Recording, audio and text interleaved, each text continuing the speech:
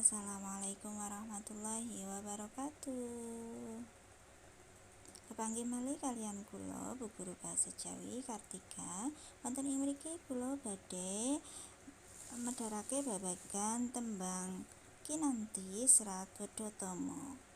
Nah, tembang kinanti inggih menika salah satunggaling tembang macapat ingkang kagungan patokan guru lagu Uwiyayi, guru wilangane 888888 lan guru gatrane wonten 6. Menawi watakipun tembang kinanti inggih menika seneng, bungah, asih lan gumolong. Tembang kinanti menawa saka maknane iku gambarake mangsa nalika manungsa iku wis mbangun balewisma utawi rabi, urip kanthi rukun lan tentrem ayem karo kaluwargane. Nah, tetembungan tembang kinanti iku sasmitane yaiku kanthi utawi kanten utawi gandeng. Nah, ana meneh wimbuh pangerten yen tembang kinanti iku nuntun utawi nganti.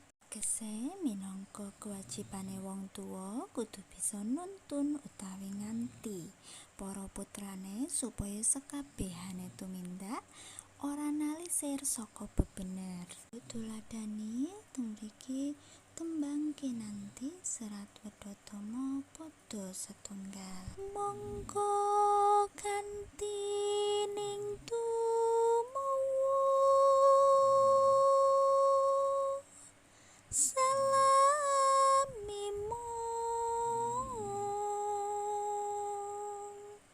awas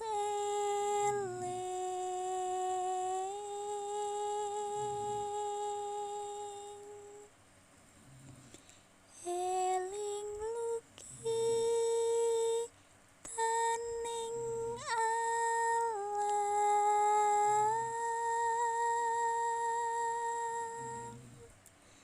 dadi wirya ning dumati.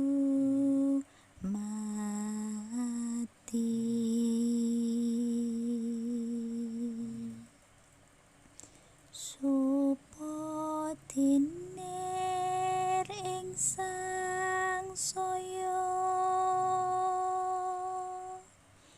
yeku pangreksaning urip.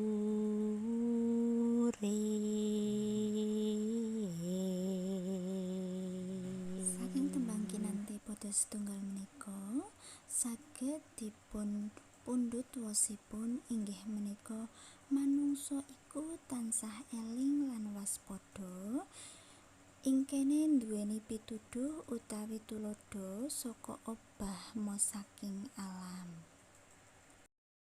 Cekap semanten pembelajaran saking ibu, tetap semangat belajar. Wassalamualaikum warahmatullahi wabarakatuh. Matur nuwun.